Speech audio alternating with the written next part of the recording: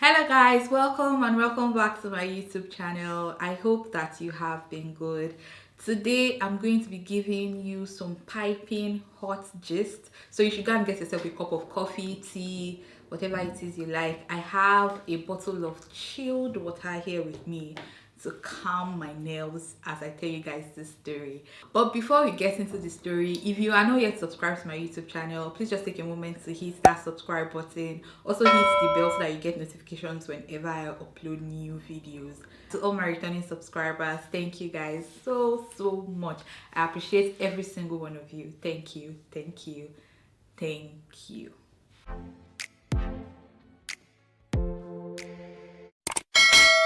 So I first met this guy at my friend's wedding. I was in the wedding party on the train, so I was obvious going up and down, what bridesmaids do. And he was trying to speak to me, but I wasn't giving him any audience because I thought he was drunk. Like I could smell it on him, but he was insisting that he wasn't drunk, but I could smell it on him and he wasn't very comfortable. So I didn't give him any audience. And he tried a few more times to speak to me and he wasn't very coherent. Like I could tell that this person is not in his right mind. So like again, I didn't take him very seriously. He asked for my number. I didn't give him my number. I didn't think that he was a drunk or a bad person or anything. It was a wedding, everybody was having fun. Some people would get drunk just because of the occasion that it was. So it wasn't anything I was concerned about per se. I wasn't just going to stand there and speak to somebody that I know is clearly drunk. So that's whole situation passed. He eventually got my number from a mutual friend and he sent me a message, or maybe he called me. I can't really remember, but I know that we had like a few days or months where we did, like, I wouldn't call it a talking stage, but like when he called me first and then we just kept talking on WhatsApp for a short period of time. But that did not lead to anything and it ended really fast.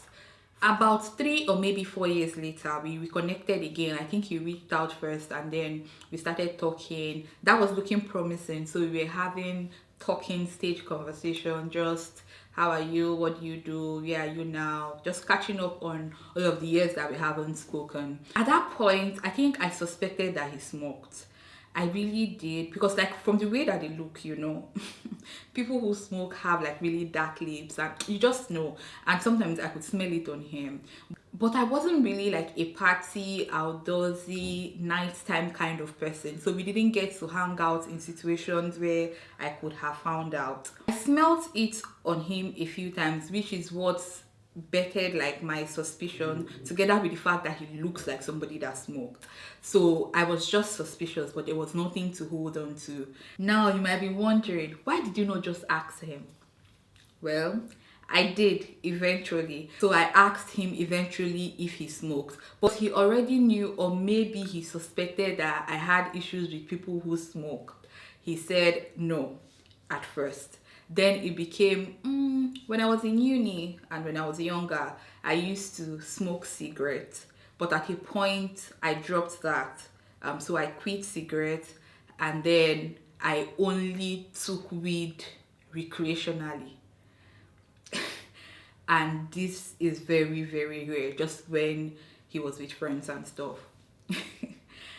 Now, if I had the sense that I have now, it was at that point that I would just, dust my slippers and carry myself out of the situationship.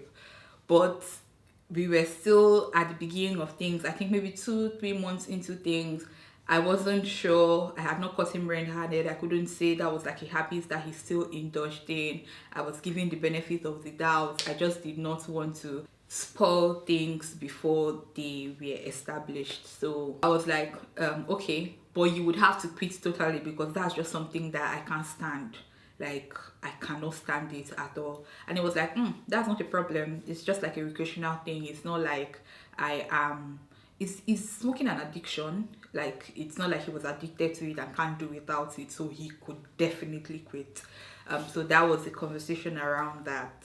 Things were going fine. We were both deceiving ourselves, talking and planning like we had a future, and everything was fine, I think, until something very funny happened. One day we were having like a very random conversation. I can't even remember what the conversation was about at this point. Somehow, I just asked him how the girls that he has dated in the past took the smoking thing. And his response was, oh, they didn't have any problem with it. Some of them actually indulged me in partaking, so they smoked together sometimes. And the response was not the funny part. It was the way that he said it. He had this mischievous grin on his face when he was saying it. And the impression that I got from that is, oh, you'll be fine. Or maybe he was thinking I would eventually change my mind. That was the impression that I got from it. I laughed it off, and in my head I was like, this guy does not really know the person that he is in a relationship with. I didn't make any comments, I just let it slide. Fast forward to about 7 months into the relationship, or maybe 8 months. I don't think it was up to 8 months. 7 months into the relationship. At this point, as the YouTuber that I am, I had already converted the spare bedroom that he had in his house as my makeshift studio. So whenever I didn't have lights in my house, or whenever there was like generator noise, or my house was just not conducive enough for me to film, I'll just carry my camera and move to his space to film. It was relatively a conducive place for me to film, so it became sort of like a routine. Whenever I couldn't film at home, I filmed there, and his place wasn't very far away from my house, so it was convenient, very, very convenient. So one fateful day, I was going to go and film. As per usual, I carried my bag from my father's house, carried my things to the place. I got to his place, he wasn't around. So I had a key, or maybe I knew where the hiding spot for his key was, one of the two. So I just opened his door, and guys, the smell that hit me, like I knew in my head, I'm like, there is no way in hell or heaven that this guy does not smoke.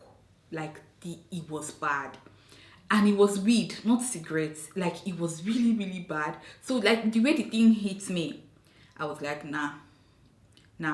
At this point, like, no.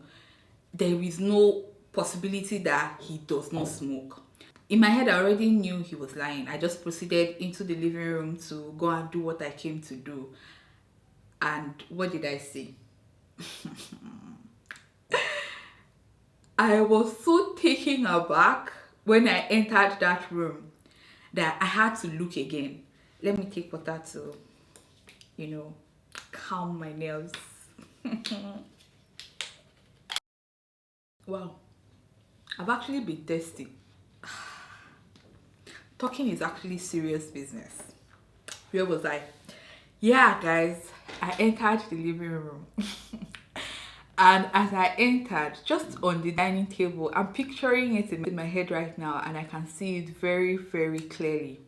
It was like there was a small pot of, I would call it a smoke pot, just that small pot, and then the ashes of whatever has been smoked inside, which I think is weird. That was not cigarette at all. There was that, and then a lighter beside it. So he obviously did what he did and forgot to clear it, and he didn't have any idea that I was going to come to the house that day. So I caught him red-handed. I stood there for like 5 minutes just staring at the thing. It was just very hard to believe, and I was so disappointed in myself that I allowed it get to that, because I knew in my head that he was lying. So like it pained me, and I felt like I was deceived. But then again, after I had taken it all in, I brought out my phone, I took a picture, went into the room, the makeshift studio, packed all of my things, and the motivation for filming was gone. So I just went in, packed my things, and I left. When I got home, I sent him the picture, put off my phone, and just went to sleep. By the time I woke up from sleep and put my phone back on, there were numerous missed calls, there were messages apologizing and trying to deny that it was like a regular thing. He was trying to say that it was just like a once in a while thing, and he's still trying to quit, blah, blah, blah, blah, blah. I wasn't having it. In my head, I was done spiritually, emotionally, physically. I was really, really done, and that was like what I communicated to him. He actually thought I was joking, and that kind of pissed me off, because we had already spoken about it. You knew that like this is something that I can't stand. It was a deal breaker for me. So for you to now think that you going ahead to do it behind my back and lying about it is not enough reason to end the relationship. It was really, really annoying to me. And the fact that he kept coming, he came to my house uninvited. My mother was one that opened the door. He came to my place of work. He was just sending me things randomly. And it was just really, really annoying, because if you had taken me seriously enough, you would not have lied in the first place, you know. And anyway, the whole situation ended eventually. When he saw that I wasn't going to bend on my no smoking rule, he had to accept the fact that this one is really, really done. And that was how the relationship ended. What is that one habit that you absolutely cannot stand in relationships? Let me know in the comment section. Let's have a swell time down there. Until my next video.